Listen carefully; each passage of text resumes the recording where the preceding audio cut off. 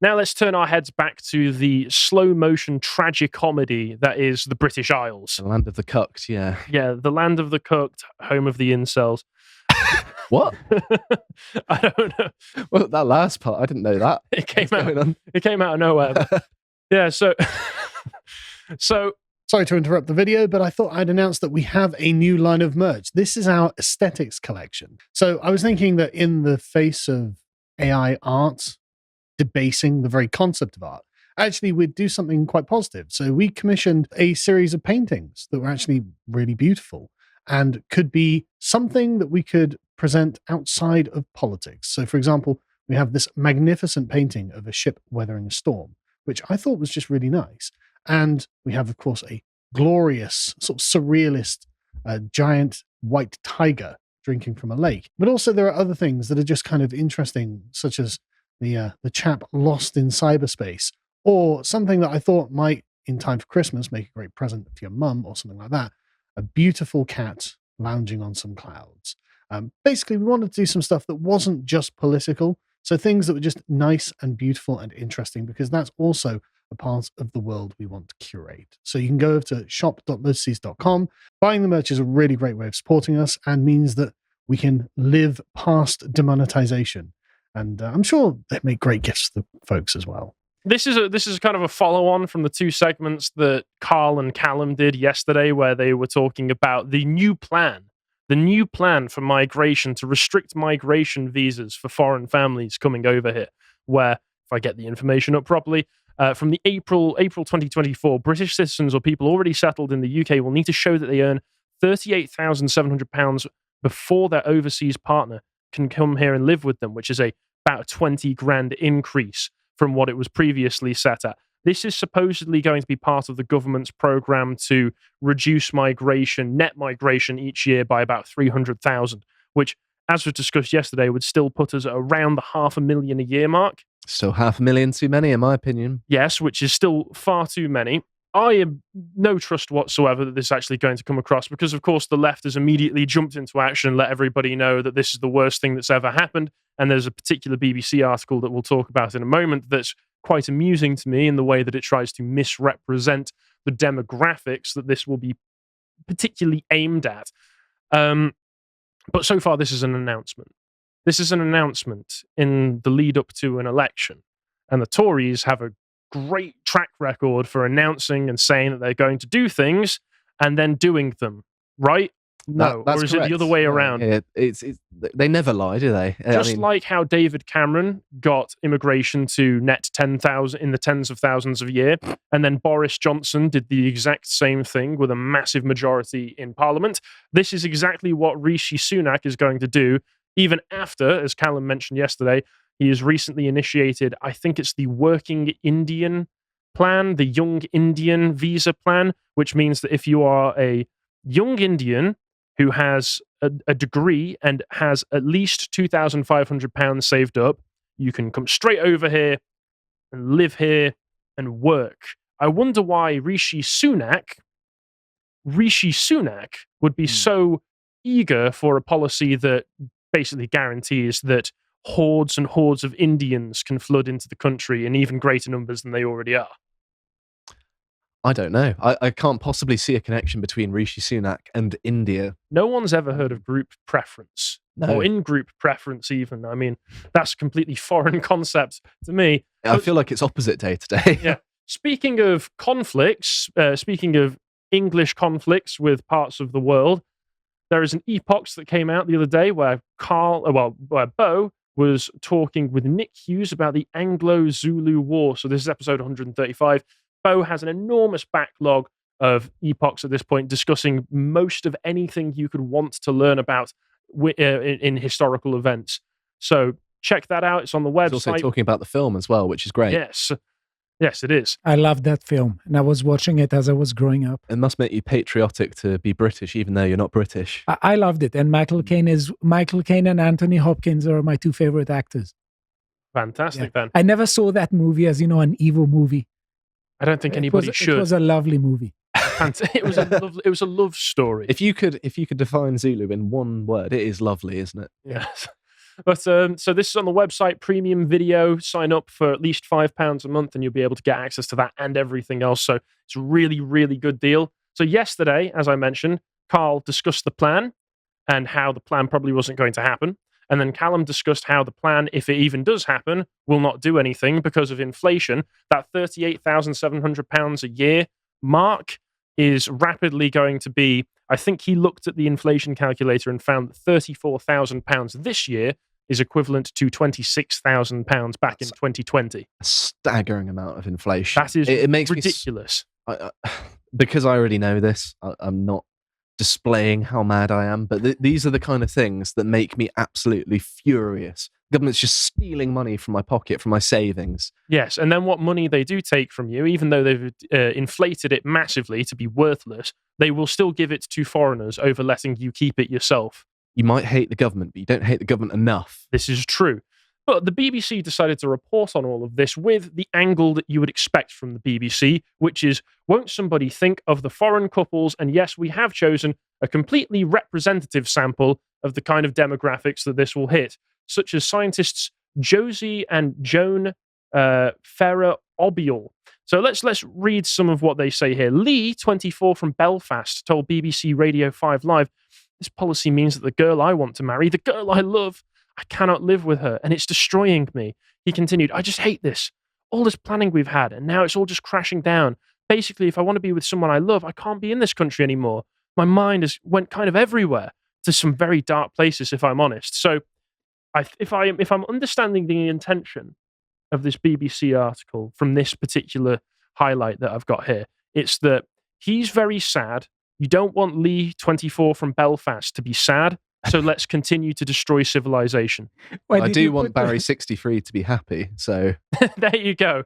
British citizen Josie lives with her Italian husband in Ancona in Italy. The couple, both scientists, married in December 2020, were planning on moving to the UK to settle. But Josie said the prospect of earning £38,700 as a lab assistant at a British university is highly unlikely, with going rate salaries routinely below that level. Great. Stay in Italy then. So if you're able to earn more in Italy, and also Italy as a climate is honestly quite a lot nicer. If I had a choice of Italy or Britain, I know which one I'm picking. I'll be eating olives and drinking fine wine at the end of the day. You may have familial ties in Britain, but you've got to kind of make a cost-benefit analysis. Well, considering how cold it is out there, it is a pretty easy decision at the minute in the British winter. But asked what her family's plan was now, the 33-year-old told 5 Live, "I don't know. Not come back? That would break my mum's heart. I don't know. I really don't know." So, as you can imagine, what's going on here is the BBC has highlighted some very marginal edge cases which have particular demographics, that being that mainly the people who are foreigners who won't be able to come over here are European.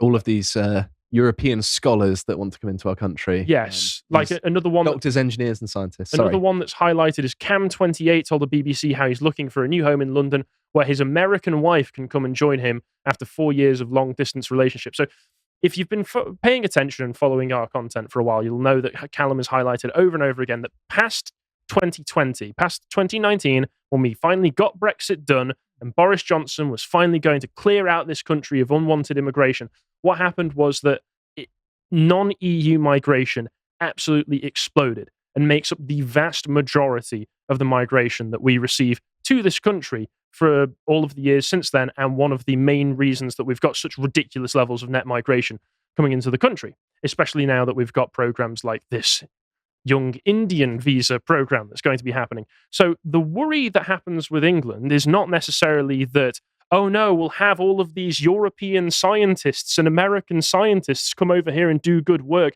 but we won't pay them enough to be able to let them in under these new rules. No, the worry is that every single town, every single city is being turned into a third world S-hole because we are, without any qualification, letting these people in. And then if they claim asylum, if they come over here illegally, 9 out of 10 of them, as I covered on Monday, even if they get rejected, stay in the country anyway. Absolutely ridiculous. These policies are destroying our country. And even though that the Tories have announced this, and I don't imagine that they'll actually go ahead with it, it's still the idea that we wouldn't want to save our country. We wouldn't want our country to be completely sunk by foreigners from third world countries who don't share our culture, don't share our values, don't share our work ethic, and are a massive net drain on finances and on welfare and on taxes is ridiculous. I also find the notion that all immigration is created equal strange, because I've got no problem with Europeans coming here, as long as they're not a Romanian pickpocket gang. Stelios, you're all right. For example, Thank you, Josh. you get the pass. I think you're right, because there's a question of cultural continuities. Okay, where there are substantial continuities between culture, it can work, but where there aren't, it cannot work. That is why when people talk about multiculturalism in the abstract, they're always viewing it from the wrong perspective. Even then, and I don't trust them. Even then, when there is cultural assimilation possible, like Josh said, I'm fine with Greeks like yourself who are able to come over here and contribute and assimilate. I find that's mostly fine for me. But you still have the question of the infrastructure, how much it can actually support. The NHS was not a system that was meant to support upwards of 80 million people, as are probably in the country right now. Ignore those official statistics. We've got illegals all over the place. So you would still need to limit that to... No, you're completely right. And I think we agree here, because... Yeah, absolutely, I know.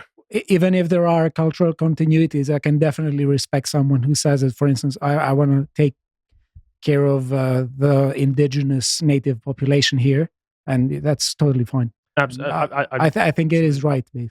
But the answer that we always hear, and I've seen people on Twitter, on social media, everywhere, and articles saying, oh, so you just want to destroy the healthcare service, do you?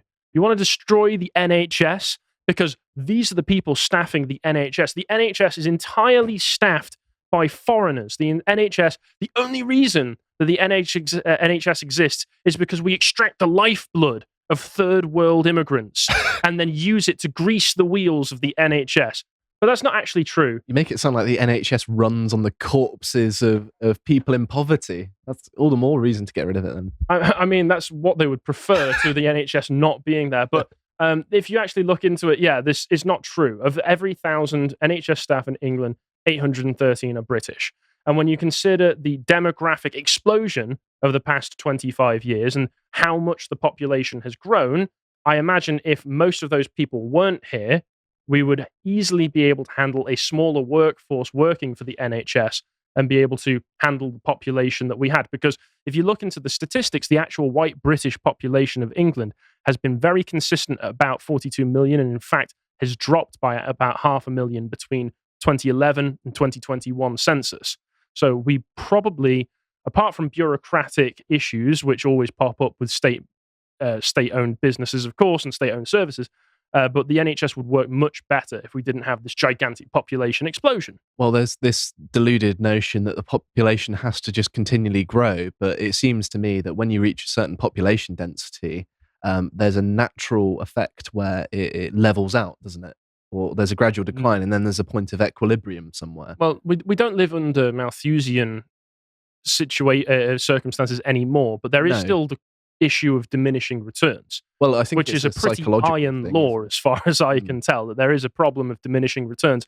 You can have 10 immigrants who come into the country and are all super geniuses and really add, but the more you get of each of those people, you'll get diminishing returns. You'll get varying quality of these people. It's just supply and demand, isn't it? Yeah, exactly. But even then, what of this 187 that's still left who are foreign, what kind of quality are we getting from them? From every 1,000, that's how many foreigners would be staffing it. Well, we get cases like this, which was once again brushed over a little bit yesterday, but I thought it'd be important to go into a bit more detail. So this was an article from the Daily Mail Online. Dementia sufferer 91 died after becoming trapped in a stair lift when foreign care staff could not understand the difference between breathing and bleeding. That's a pretty essential thing that you would want to know if you're working in care. Yeah, so it's a pretty sad story, to be honest. So Barbara Reimel, 91, who suffered from dementia, died after she became trapped in the mechanical stair lift after a fall at the care home she lived at, with being unable to free her, an inquest heard. So what happened was, on the same day that she went in, she died. That's appalling. So it's not just that, there are people who get who get jobs that the local population doesn't. It's also people who are vastly unqualified Hmm. who get jobs with responsibility. It's as Gavin McInnes says, that most of the immigrants just take teenagers' jobs. This is actually completely true. 'Cause that's a lot of the time all they're qualified for. Obviously, there are cases whereby we actually get genuine scholars like Stelios here. Sorry, Yeah. calling you out all the time. But a lot of the time, it's just menial labor. Like you have that case that Callum loves of the woman who says, "Who will serve me coffee at Pret?" It should be teenagers. Yeah, Teenagers can do it. You're either taking jobs away from teenagers who would be able to do it and get paid a decent amount for doing it, or you are purposefully ensuring that automation doesn't happen in particular industries just so that you can justify having foreigners come and do those jobs, like farm picking jobs where you can. There's amazing technology that does it for you. Well, the funny thing is that one of the sort of hypothesized contributing factors to the collapse of the Roman Empire was their over-dependence on slavery.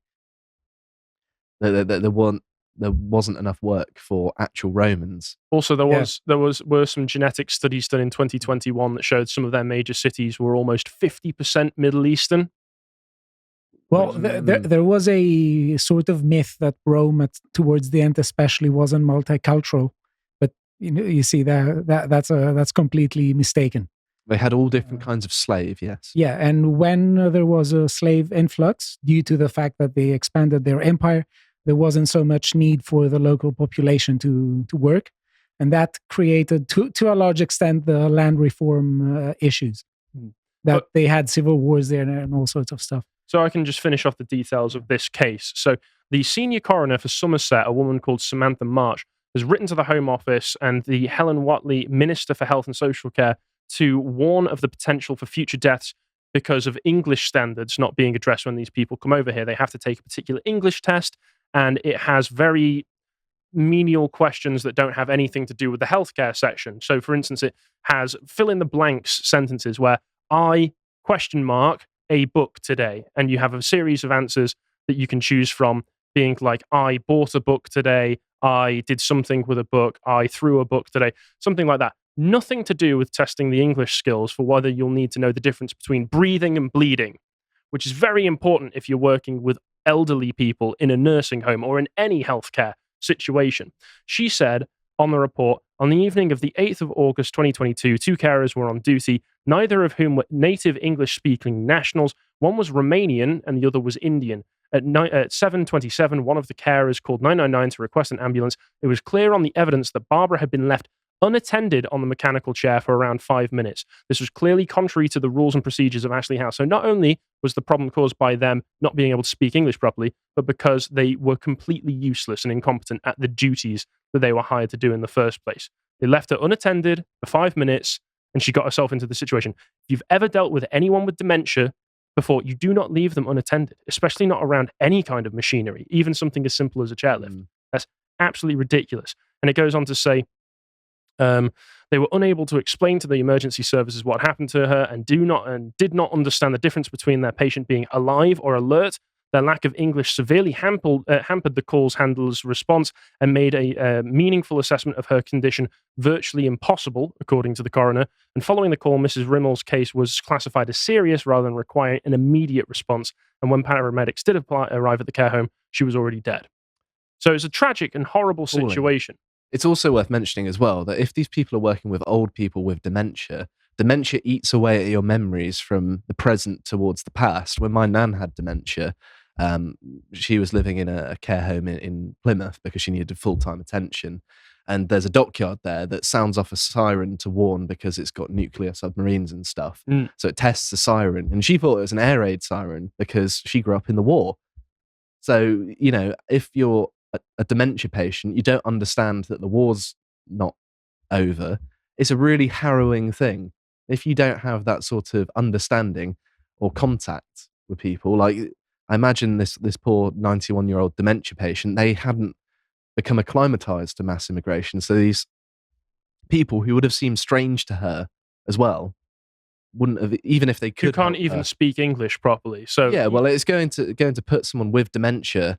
It's going to make them uncomfortable, I think. Yeah, but people picked up on this story to carry it on, and I saw that if I go up here, so Kunli Drukpa, as you can imagine, made a meme of it. But I think what's important to highlight here is that this is only anecdotal, and this is from an account on Twitter.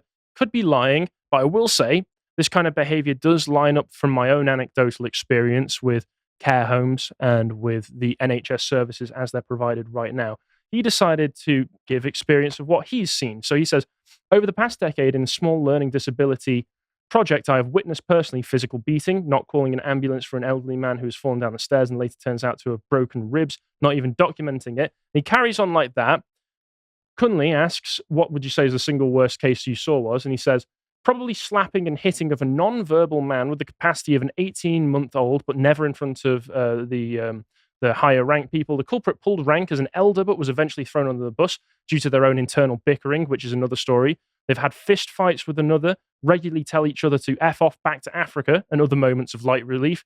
During COVID, they would get others who spoke better English than them to sit phone interviews. And he finishes off saying, on a final amusing note, Juju, which is voodoo dolls, have been made of managers before, all to make a show of being pious Christians despite all of this. And do you know what was amazing? Kunli made a joke about this, and then somebody underneath linked this. And this is real. This is an actual, you can go and check the links in the description below this video on the website and find this. There was an NHS meeting that you could take in 25th of October, 2019, discussing the possibility of spirits inhabiting bodies is fairly universal across cultures and religions and is one of the oldest ways of accounting for mental health difficulties. In Islam, the belief that jinns, spirits, can cause mental health illness is widely accepted. This course aims to explain the relationships between jinns and mental health difficulties and to explore the religious framework that exists around them. My tax money funded this.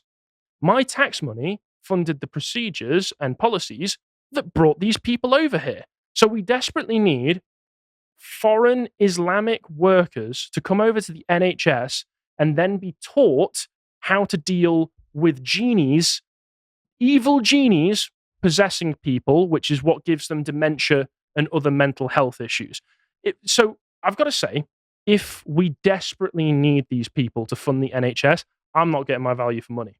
Don't know about how you guys are feeling. I'm not getting my value for money. I, for one, want to heed the warning because I'm very concerned about genies in lamps. I feel like they're out to get me.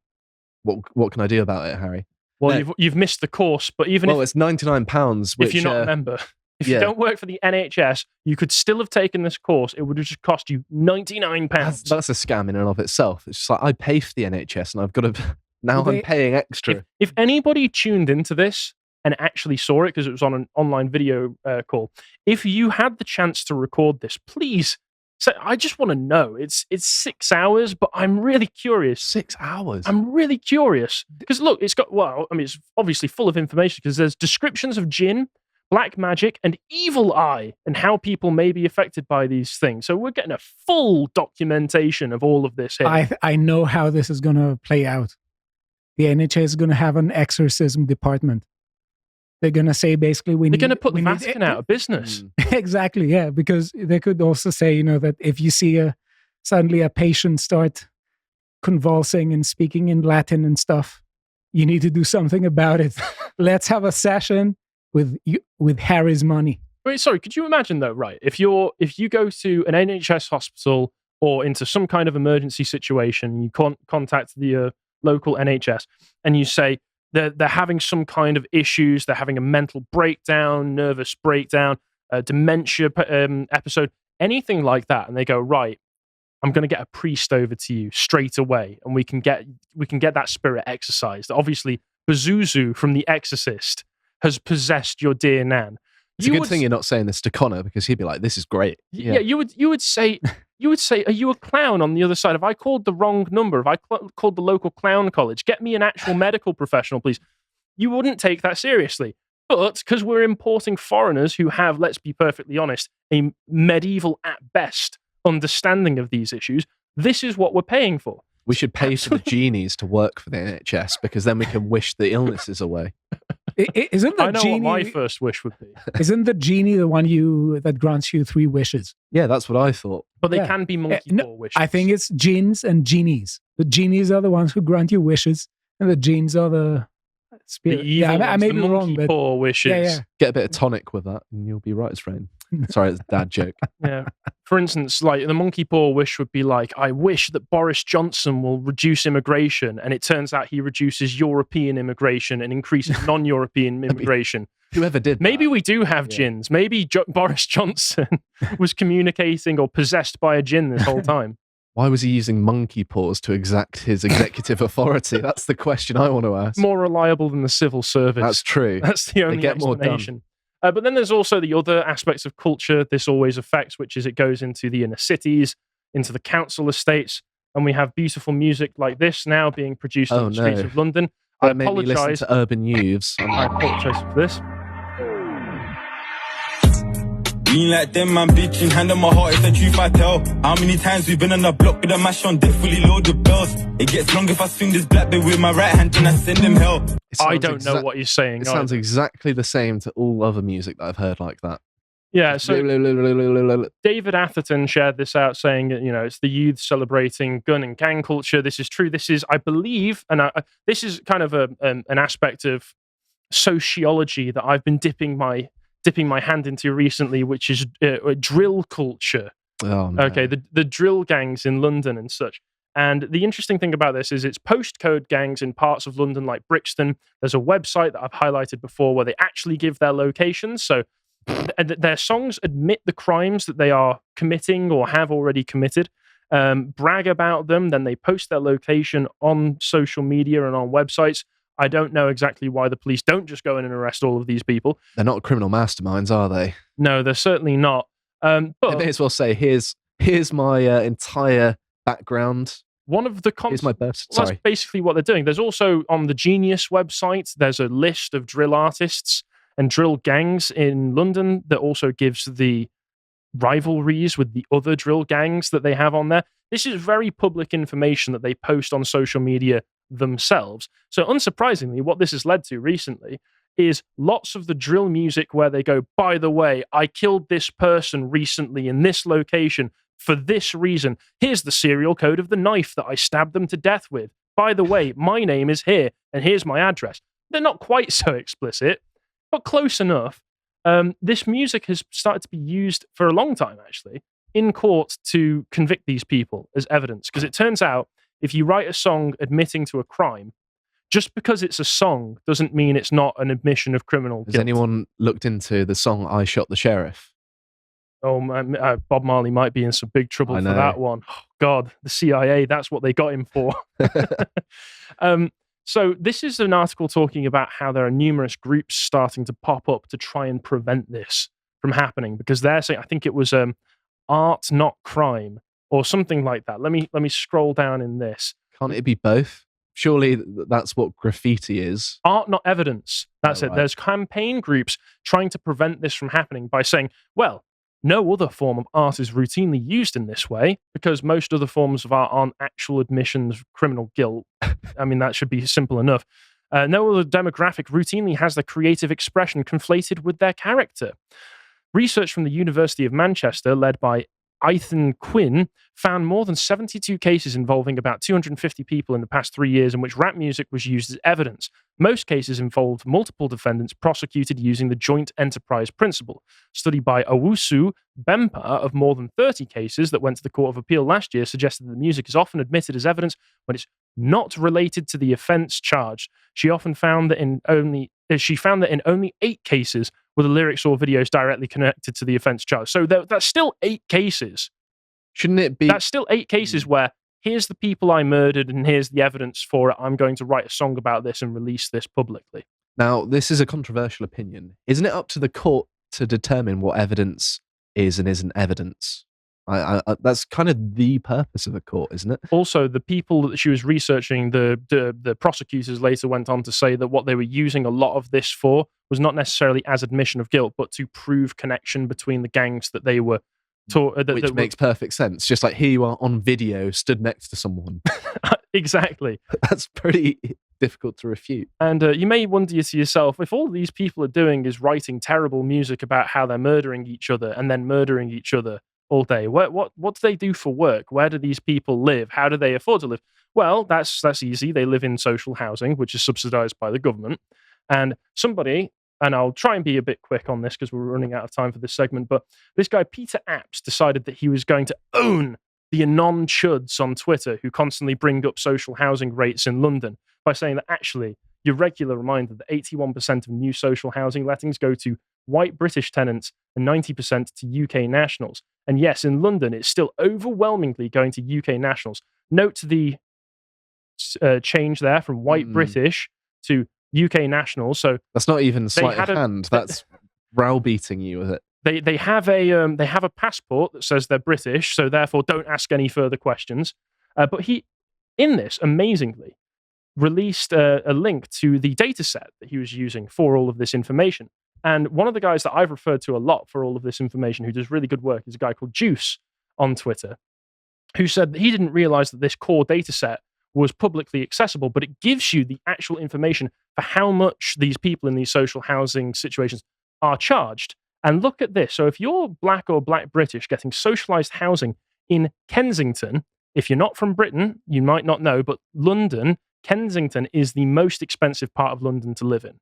It's absolutely ridiculous. £2,500 a month on private. They pay £534 a month, subsidized by the British government, to live near the Natural History Museum and among the Kensington Gardens and Kensington Palace. I tried to go to the Natural History Museum on my birthday and it was closed. So I blame them, just completely out of the blue. And then I was responding to this and saying that,